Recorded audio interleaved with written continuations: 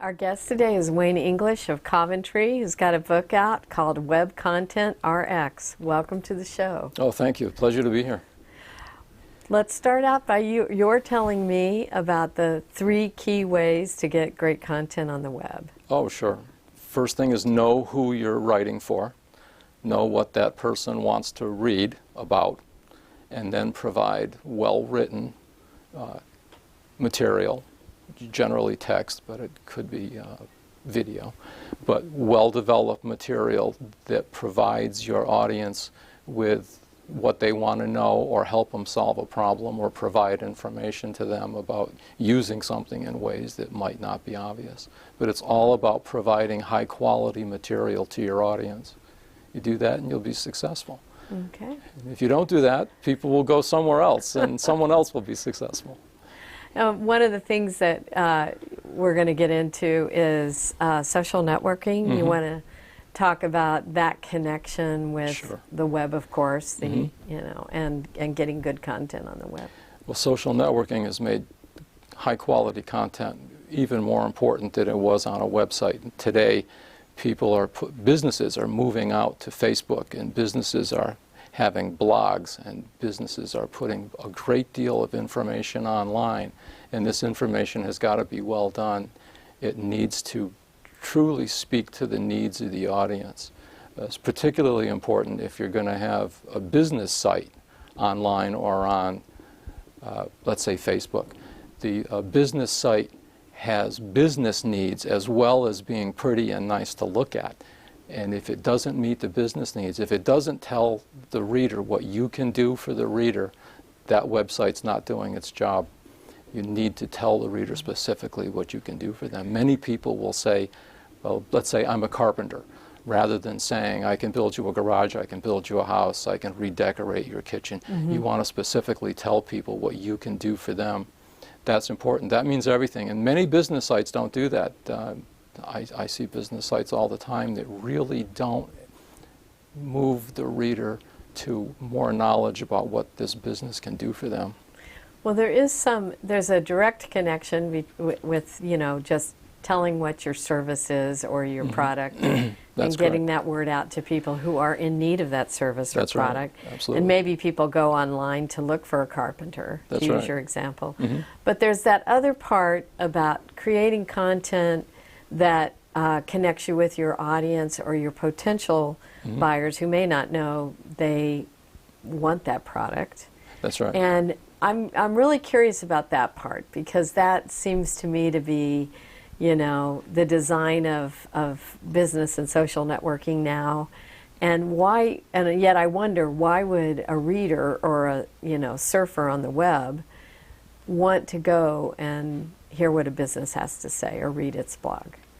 Well, it happens when the person who's doing the reading is looking for a service. Until people have a need, they're not going to do the research.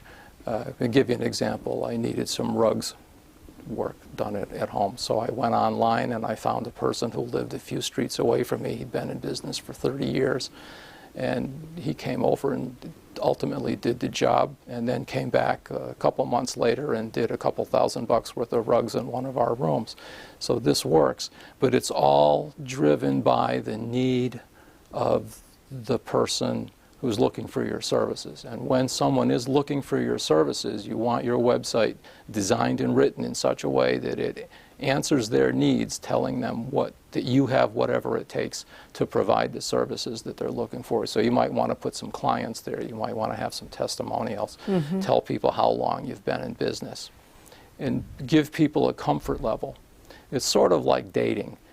Your first date, they may go to your website, they may go to LinkedIn to check you out, to look at your professional credentials, mm-hmm. They may read your blog. So by the time that your phone rings or you receive an email from these people, there's already a comfort level that's been established because of what the material you've put out in the world. And that works very well. It's very effective. Companies are doing this. Pepsi, I believe it was in 2010, they didn't advertise at the Super Bowl. They had a $20 million social networking campaign. So you can imagine the account executive waiting for the phone to ring to say Pepsi was going to advertise on the Super Bowl, and the phone never rang. So it's not a question of money, it's a question of where people feel they get the biggest return for the money they spend. So they essentially converted their Super Bowl ad budget. That's correct. To a social Yeah. networking push. Yeah, and it was a lot of money. They'd spent $149 million in the previous 10 years, so they're about $15 million a year. So it wasn't that they didn't have the money, it was a decision they made to use social networking instead of. And that is happening more now. I mean, you know, let's talk about Facebook a little bit. Facebook has been a very person-to-person kind of That's right. operation, That's and right. now even groups of friends are you know, emailing each other content, writing on walls, and asking, "Will you join my professional group on That's right. Facebook?" Yes, And absolutely. how do people feel about that? I mean, it's sort of, you know, it's mixing the waters a little bit. They feel good about that. Facebook, last I knew, had 850 million subscribers. If they were a country, they'd be the third largest country on the planet. So it's out there. People are getting to the point now where if they say, I need to buy, let's say, a new car, they'll go to Facebook and ask their friends, I need to buy a new car. What experience are you having with your whatever? Is it a good car? Does it require a lot of repairs, or what's the gas mileage? And people tend to believe their friends before they believe advertising. In fact, it's not a tending at all. They definitely do by a wide percentage. Well, word of mouth has always been That's the right. strongest. That's right. And your friends, player. right? Yeah. And your friends have no axe to grind. They're going to tell you the truth as they see it. So it's very effective. Many businesses are moving entire websites to Facebook. And you can actually do business on Facebook. It's not just a link to somewhere else. It's actually doing business. It's called S-commerce, as opposed to e-commerce, which might be something like Amazon. So nobody feels that that's an encroachment on what has here to now been a sort of a social network, a sort of personal social network. I think it's the next step in social networking where businesses are taking advantage of this. You can have a worldwide audience. I do that myself with, I have a blog, I have a couple of websites, I have a Facebook page and a Twitter page, and it's all of a piece, and that's how you get yourself out in the world. I'm also on LinkedIn. If someone wants to find my professional credentials, they can go to LinkedIn and read about me. And it's getting to the point now where if you don't have these tools, you might not be looked at as being a credible business. Certainly without a website, people will wonder why you don't have a website. This might be a good time for you to hold up the book, because obviously if someone wanted to look for your blog, they would, if they just, you know, Googled the title, they would probably come there. Web Content RX. Yeah, the book is doing well. It's a top 5 business title in leadership books at the Washington Post. People are saying good things about it. It's been translated into German, I believe, one of the languages, and maybe more than one. I haven't heard from the publisher. So it's doing okay. People are saying good things about it. Yeah. And we should say, we just, by way of description or brief description, it's kind of a toolbox for someone either starting out getting content on the web. It has advice about HTML, so it can be on one hand technical and precise, and then, but it also talks about confusion about word usage and grammar tips, and one of the things that you talk about, and we can go into talking about blogging through this portal, but you talk about the credibility of a blogger. You talk about the value of good content, and it's not all about how well you can write. I mean, there's a lot of that, but it's also about the content behind it, which is always a huge function of good writing. So what do you, is that a fair description of the book? It is. Yeah, very much so. In fact, it's written for webmasters, business people, and anyone who sells things on eBay. There's a section in there specifically on eBay, but how to write content that sells. I've got a professional photographic background, so I included how you can make a very simple studio at home with using some tape and a towel, and you create a sort of a benign background and put what you're going to sell on there and photograph it with a digital camera. And you can increase the effectiveness of your pictures 1,000% with just a few minutes worth of very easy to do activities. What kind of background would you use? Are there certain colors that are going to make a product look better, or depending on the product? Sure, a light colored background. You could use a bed sheet. You could use maybe a towel. Nothing exotic. You know, this is pretty much a zero cost sort of a studio, where if you tell people to go out and spend hundreds of dollars, they're not going to do it. So you can do this literally with what's around the house, and your photographs are far, far better than just putting something on the floor and taking a picture of it. What do you do for lighting when you're doing those product shots? Because a lot of people are trying to sell things on eBay. To do professional lighting is probably beyond the ability of a homeowner. So you can be near a window, you can turn on the house lights, and you can light the product. And if you stand where the camera is or stand behind the camera, if you want to move the lights around to maybe to move a shadow or to fill a shadow or to lighten a shadow, however you want to look at it, you can certainly do that. It's easy enough. And most digital cameras are smart enough so that the indoor lighting is not going to cause them to color shift. And if you mix lighting, indoor lighting and window lighting and stuff, that generally doesn't give digital cameras a hard time. They're smart enough to deal with that. So it works out well, and you don't need to spend a lot of money. You don't need a high-end camera, and your photographs will be far, far better. And a good-looking photograph online when you're selling something means a lot. If the product looks good and the background is not competing with the product, it means a lot. And then you put some nice words along with it. You talk about you and your, and use words like yourself, or you'll hate yourself if you miss out on this deal, that sort of thing. And really write in a way that it almost sounds like the person's already bought the product, and make it interesting and uplifting. How this will change your life. Yeah, that's, well, maybe not quite. Yeah, maybe. It depends on the product. But you could certainly do that sort of thing. And then make it short and punchy, and give people a reason to buy it, or certainly a reason to look into it. If you also have the product on the web, or you have the product on Facebook, you could link to those areas. Or if you were blogging about it, you know, to read more about it, follow this link. And that sort of thing. And you can then really go do a great deal to make your product interesting and attractive, and provide locations where people can find out more about it. And that means a great deal. That means a lot.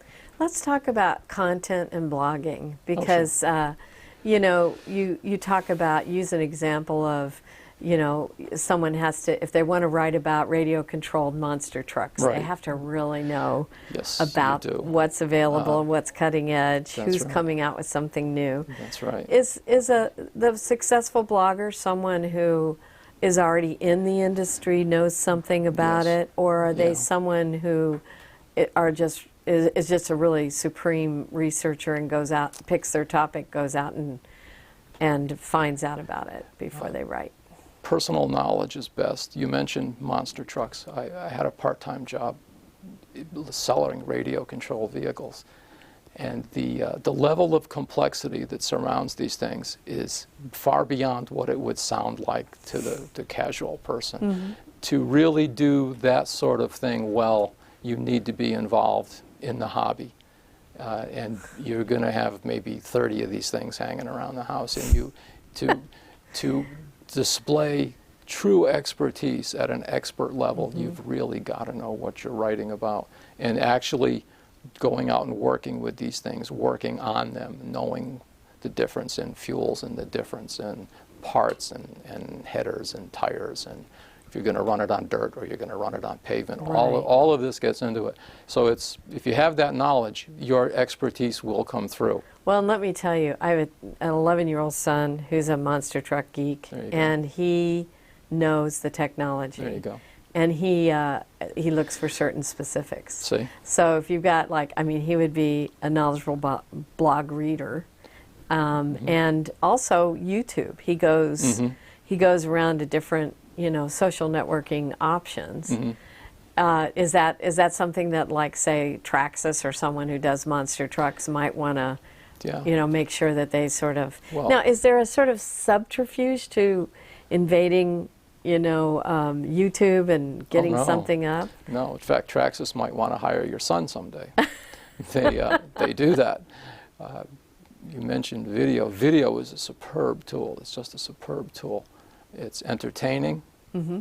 It's in color, and it talks to you as well as showing you things. Excellent tool. I think almost any business or profession or organization having videos online is a fantastic way to get the message out. And when you title those videos, you want to title them in such a manner that the YouTube search engine can find them. So Now we're moving into keywords. there right? we are, absolutely. Tell me about that. Well, let's talk to about... get the best traffic. Oh, sure. Well, you talked about monster trucks. So if you're going to do a video on how to tune a monster truck, that's the title that you would want to use, how to tune a monster truck, or how to tune a specific monster truck, or how to tune a specific engine. The YouTube search engine is the second most popular search engine in the world. It's getting a phenomenal amount of traffic. So if you put a video there and you title the video properly so that when people look for that, your video is going to appear in the search results, people are going to have a very high chance of watching your video. And don't you think we have like a generation of filmmakers growing up here? Oh, 'Cause, absolutely. I mean, I can't believe how many kids are Absolutely. conversant with You can go out and that get a... style of communicating. Oh, for sure. The kids today are web savvy at 10 years old. I mean, I've got a 9-year-old grandson, and they play video games. Him and my daughter. My daughter is 20, and they're incredibly web savvy, and the expertise that they have on the web is phenomenal. They really know what they're doing, and if they want to do videos, you can get a very inexpensive webcam and take a video, photograph the video, and these things are called flip cams. You can literally plug the camera into your computer and upload the video to YouTube. Some of these cameras have a rudimentary editing facility with them, so you can put some words on the front and put some words on the back and do some editing to the actual video to polish it up a little bit, so it's not literally what you just photographed. If you want to take parts out or maybe put a picture in or something, you can do that. Now, you do have a part of the book that sort of helps people with grammar usage. Oh, yes, absolutely. Words that are commonly misused. Yes, for sure. And words to avoid, Yes, even. yeah, that's correct. I think in one case, I mean, this is a specific example, you recommend people use the word flammable rather than inflammable. That's they right. both mean it's something that will catch fire. That's correct. But because it says inflammable, That's a right. lot of people are confused by that. That's right. So you're trying to, like, communicate in a faster way and clearer way. That's right. It goes back to providing high quality content. You don't want to provide material that can be misunderstood or have people wondering what you mean by that. As the creator of the content, you're the writer. Your job is to write material that people will understand quickly and easily. And if you don't do that, you're not providing the material in a way that is as good as it could be. I'm a writer, and one of the things that's kind of interesting to me is that push and pull of short attention span on the web. You know, you got to be quick, write maybe fewer words than you write That's for right. print. Oh, yes, absolutely. But yet the web provides, you know, a lot more volume potential. You can write more. I mean, it can handle more than the cost of paper and ink Right. allows. That's correct. So, but technically, you got to worry about if people are moving in fast, moving out fast, and it is a shorter writing form, generally That's right. speaking. They're generally looking for specific information. So when they go to your web page or your blog or whatever it is, they're going to search for specifically what they want to find. And you can do that in many different ways, but it's important that, let's say if you're going to write about how to tune a monster truck, if you title your blog post, how to tune a monster truck. Well, you better talk about how to tune the thing.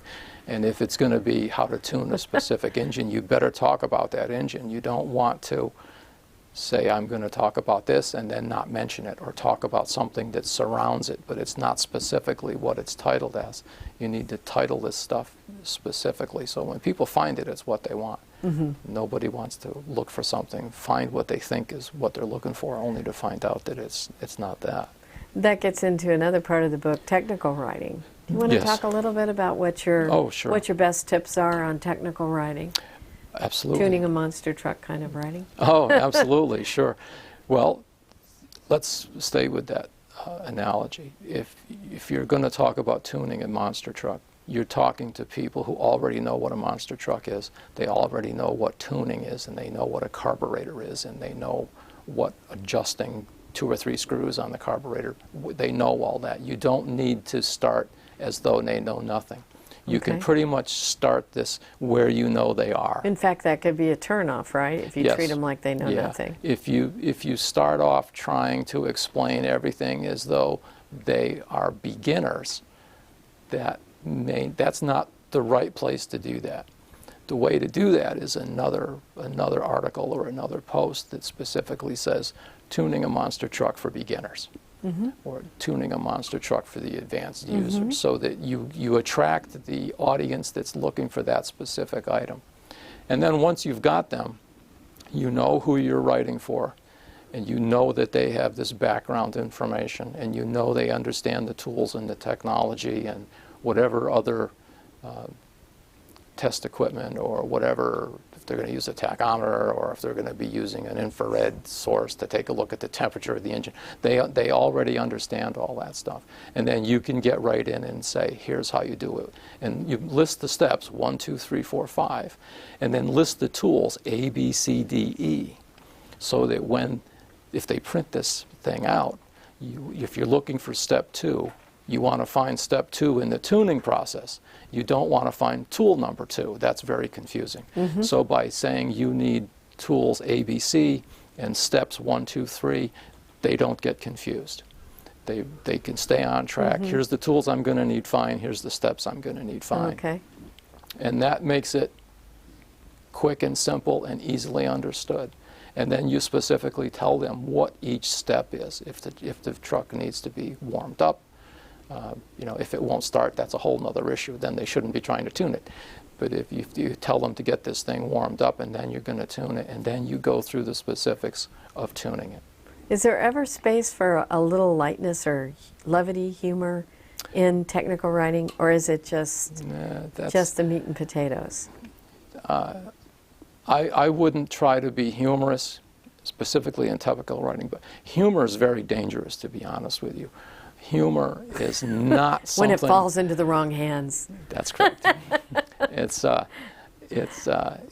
very specific to your society. What you and I consider funny, someone else would consider a horrible insult.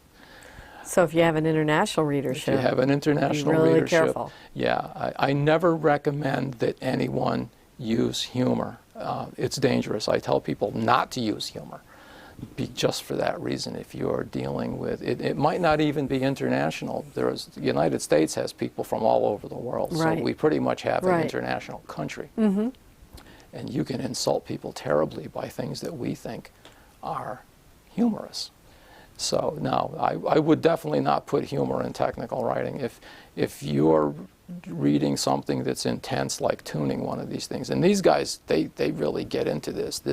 They're serious about getting this stuff running and getting it running, getting it peaked. If you throw a joke in there, they're not going to appreciate that. That's just going to slow down the information they really need. Or if they misconstrue the joke as being a step, or why is it here? It has no part. It has no place. So no, I wouldn't put humor in. Humor is not a good idea. What would you say, given that you're dealing with a readership that may be new to going onto the web, that may be new to even preparing content, what would you say is sort of the next step? What's ahead as far as making use of the web, making use of social networking? Do you see what's coming? I do. The whole thing, the whole place to start.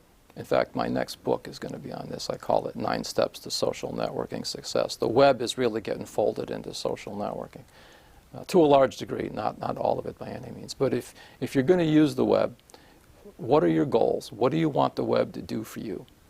And then once you know what you want the web to do for you, you can pick the products that you like, you enjoy, and you'll keep up to date.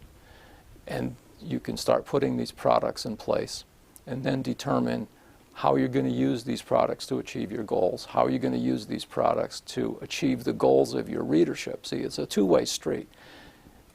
Let's say my goals are to have you read, let's say, my website or read my blog. Well, your goal isn't to read my blog. Your goal is to enrich yourself, to either walk away with information that you don't have or to be entertained. You have a goal.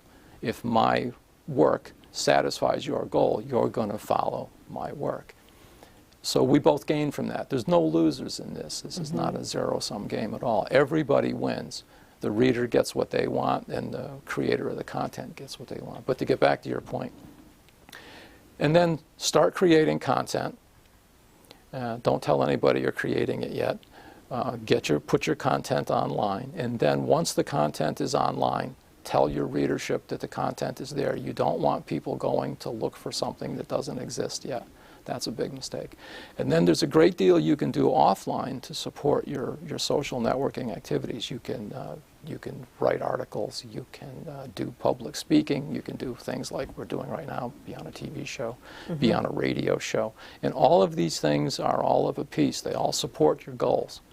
So I would say figure out what you want this to do for you, and then take a look around and figure out how you're going to do that. And you can plot it all out so that you're going from question to answer to knowledge to decision, and you just keep doing that. Ask a lot of questions and don't be in a hurry. We're going to be doing this sort of thing for many, many years. I don't see social networking going away anytime soon. The business community is using it, the government is using it. People are using this. So most of the content you're talking about in the book is informational versus like an entertainment venue. That's correct. Okay. Yeah, I haven't written this necessarily to be entertainment. This isn't, let's say, how to write a short story. It's really more of how to find out what people want and how to give them what they want. Yeah, it's not really designed for entertainment. Well, Wayne English, I appreciate you coming to the show today. I want to end with one thing. If you can characterize it, you mentioned in the book what Shakespeare would do if he wanted to appear on the web, and you're kind of talking about writing. Do you remember that? What you said there? To tell you the truth, what Shakespeare would have to do is write in a lot less words. This isn't criticism of Shakespeare. Yeah. I don't want your audience to think that, but he was probably one of the best writers in Western civilization in the last long time. But he was very wordy, and he would really need to cut down the words. Phenomenal writer. I mean, you were saying is he would be smart enough. He would, that he was so brilliant. He would figure this out. Oh, there's no question. Yeah. Well, Wayne English, thank you so much for coming today. Yeah, thank you. Enjoyed being here.